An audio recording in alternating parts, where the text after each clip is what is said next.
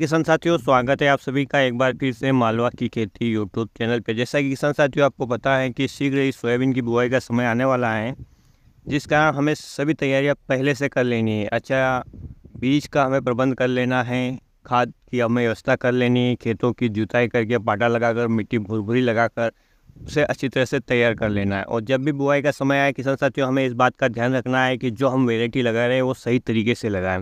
सामान्यतः आपने देखा होगा कि हमारे देश में अनेक प्रकार की वैरायटियाँ लगाई जाती हैं। कुछ शीघ्र पकने वाली वैरायटियाँ होती हैं, तो कुछ देर से पकने वाली और कुछ मध्यम समय में पकने वाली वैरायटियाँ होती हैं।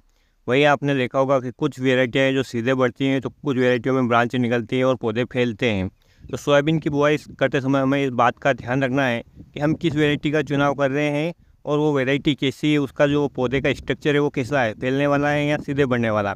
यदि जो वैरायटी हम लगा रहे हैं वो फैलने वाली है तो हमें उसके लाइन से लाइन की दूरी बढ़ानी पड़ेगी, क्योंकि यदि हम पास पास में रखेंगे लाइन से लाइन की तो पौधा पूरी तरीके से फैल नहीं पाएगा, जिसके कारण शाखाएं पूरी तरह से निकल नहीं पाएगी। शाखाएं कम निकलेंगी तो फलियाँ कम आएगी, फलियाँ कम आएगी तो निश्चित रूप से उत्पादन पे इसका असर पड़ेगा। पौधे को पर्याप्त हवा और प्रकाश की भी आवश्यकता होती है, इसलिए हमें लाइन से लाइन की दूरी बढ़ाकर उसके लिए दोनों व्यवस्थाएं करनी है। तो किसान साथियों, जब भी आप इस प्रकार की वैरायटी लगा रहे हैं जिसमें शाखाएं निकलती है, तो आप उसकी लाइन से लाइन की दूरी आप रखेंगे 40 से 45 सेंटीमीटर। वहीं यदि आप सीधे बढ़ने वाली वैरायटी लगा रहे हैं तो आप ये अंतर रखेंगे 30 सेंटीमीटर।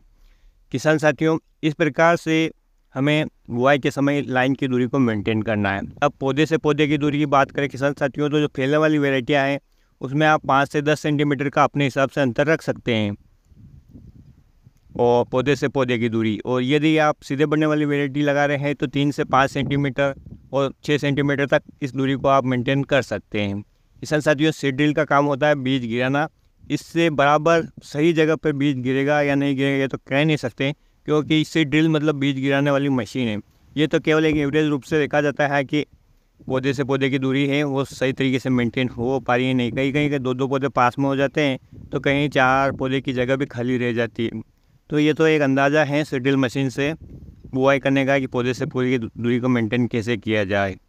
किसान साथियों, अब बात कर लेते हैं गहराई की। तो आपको हमेशा ये ध्यान रखना है कि आप किस प्रकार की वैरायटी का बीज लगा रहे हैं। मोटे दाने वाली वैरायटी है, मध्यम दाने वाली है या छोटे दाने वाली है। जो भी बीज वैरायटी मोटे दाने वाली है उनकी गहराई आपको 3 सेंटीमीटर रखना है, और जो भी छोटे दाने वाली या मध्यम दाने वाली जो वैरायटियाँ हैं उनकी गहराई आपको 2 से 3 सेंटीमीटर के बीच रखना है।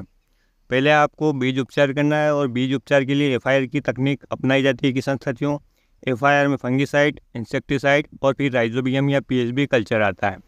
कभी भी आपको पहले से ही PSB कल्चर या राइजोबियम कल्चर से बीज को उपचारित नहीं करना है। इस बात का आप ध्यान रखें, क्योंकि उसमें जीवाणु होते हैं जिसके कारण उनकी मृत्यु भी हो सकती है। और जब आप बीज उपचार कर लें तो यथाशीघ्र उसकी बुआई करें, क्योंकि जो जीवाणु आपने बीज उपचारित करके आपके फसल के दानों पर लगाए हैं उनके मरने से पहले ही आपको उन्हें ज़मीन के जो नमी है उसके संपर्क में लाना है, जिसके कारण कि आपको उपचार का सही तरीके से फ़ायदा मिले।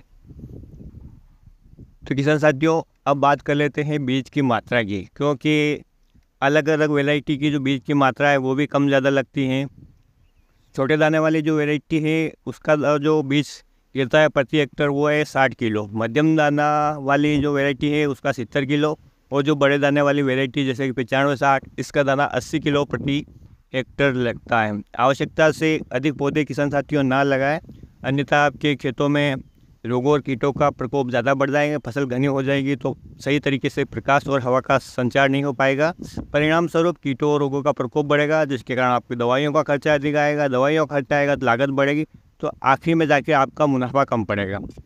किसान साथियों, वैसे भी रिस्क की फसल है खेती सोयाबीन, क्योंकि आपने देखा होगा कि पिछले 2-3 वर्षों में सोयाबीन के भाव नहीं मिल रहे हैं। लेकिन मध्य प्रदेश के किसानों भाइयों के लिए काफ़ी जगह पर इसके अलावा कोई विकल्प नहीं है।